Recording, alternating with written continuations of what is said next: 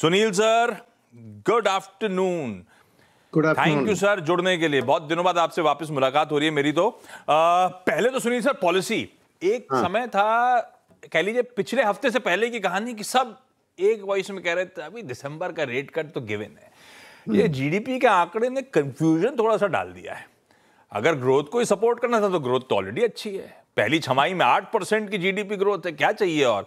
तो अब उस अच्छा, आवाज के एमपीसी के ग्राफिक्स भी प्लीज रखिएगा सुनील सर। ऐसा नहीं कि हम ही कंफ्यूजन, मजारी कंफ्यूजन, अच्छे अच्छे इकोनॉमिस्ट भी डिवाइडेड हैं इस पॉलिसी आउटकम पे। आपका लॉजिक क्या कहता है? कल की पॉलिसी में एक एटलीस्ट लास्ट 25 बेसिस पॉइंट्स का कट एक्सपेक्ट करूं या नहीं करूं? क्योंकि उसके बाद अगले साल के Q1 में सारी स्थिति बदल रही होंगी। तो मेरे ख्याल में रेट कट होना चाहिए।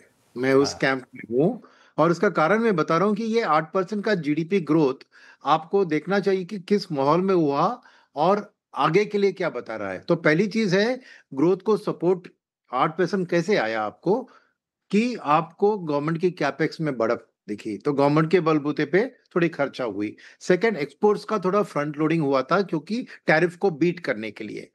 थर्ड चीज थी कि ये वाई नंबर है, तो लास्ट ईयर ये सेकंड तिमाही ही वर्स्ट तिमाही थी जब जीडीपी 5.7 पे गिर गया था, तो एक लो बेस इफेक्ट का भी बेनिफिट मिला। अब सेकेंड हाफ में ये ग्रोथ का रिपीट नहीं होगा बिकॉज फर्स्ट 6 महीने में आपने कहा 7.8 प्लस 8.2 8% का एवरेज है, और फुल ईयर का एक्सपेक्टेशन आरबीआई का ही 6.8 है। मान लीजिए कल उसको रिवाइज करके 7 भी करते हैं, यानी सेकेंड हाफ में आपको बिलो 7 आएगा, तभी एवरेज 7 पे बैठेगा ना। तो नेचुरली अगले तिमाही के लिए पॉजिटिव और negative for a growth perspective है कि एक बेस इफेक्ट उतना नहीं होगा।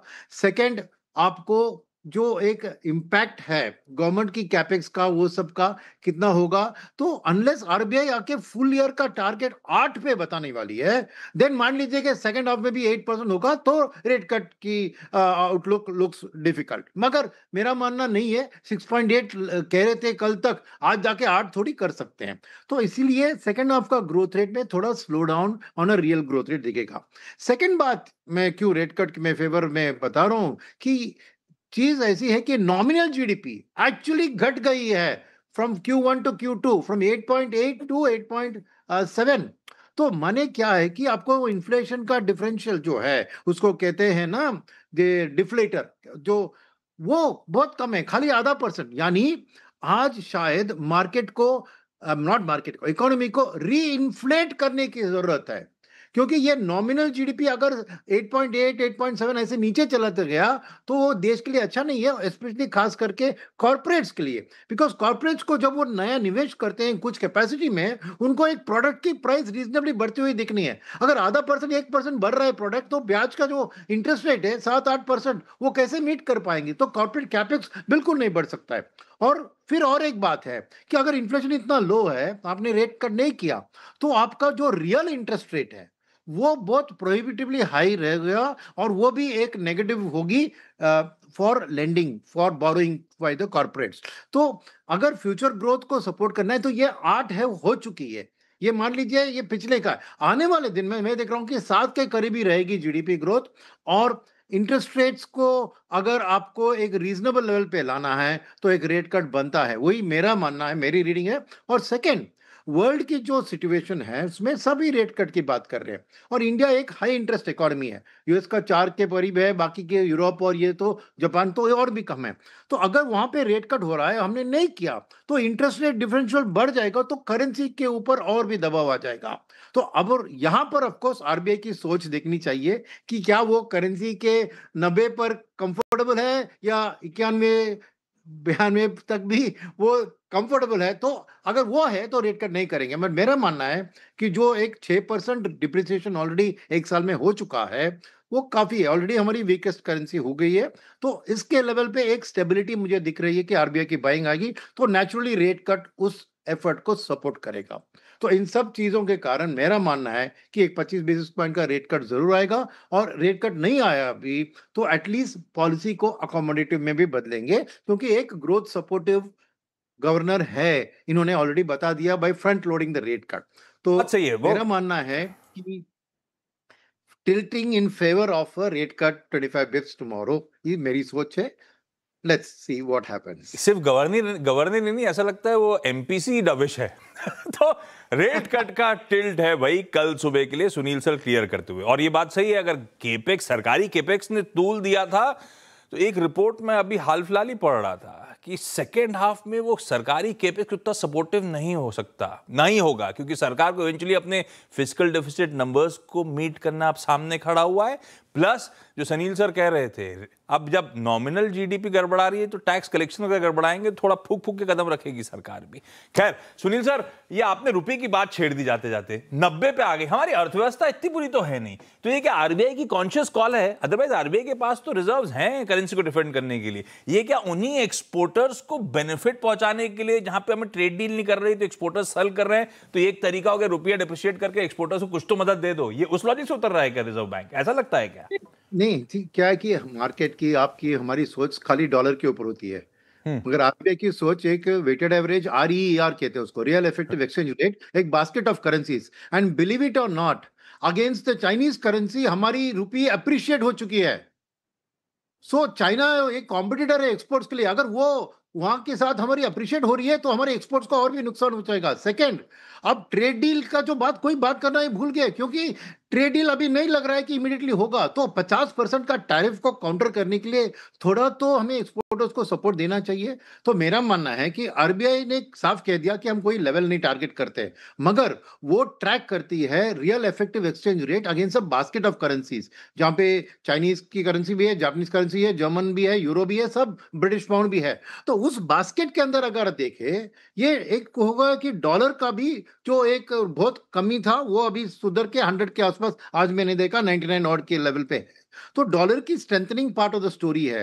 और ये जो डिप्रिसिएशन हो चुका है वो मैं इतना खराब नहीं मानता हूं। हेडलाइन के लिए 90 पार करके बहुत भयंकर है, मगर एक देश को आगे बढ़ना है तो एक्सपोर्ट्स इंपॉर्टेंट है। इंडिया एक ट्रेड डेफिसिट कंट्री है और हमारी ऑयल की जो रिक्वायरमेंट्स बढ़ती जा रही है। लकीली ऑयल भी अभी उतना बढ़ नहीं रहा है, सपोर्ट दे रहा है, मगर एज अ डेफिसिट कंट्री हमें ख्याल रखना चाहिए कि किसी तरह पे हमें एक्सपोर्ट्स इंप्रूव करनी चाहिए। और अगर वो करना है तो जरूर करेंसी का थोड़ा वीकनिंग बनता है। तो मैं कोई वरीड नहीं हूं कि ये 90 के नंबर के ऊपर, ये नंबर का कोई मीनिंग, जैसे सेंसेक्स का भी या निफ्टी का भी 26,000 का कोई मीनिंग, मायना नहीं है।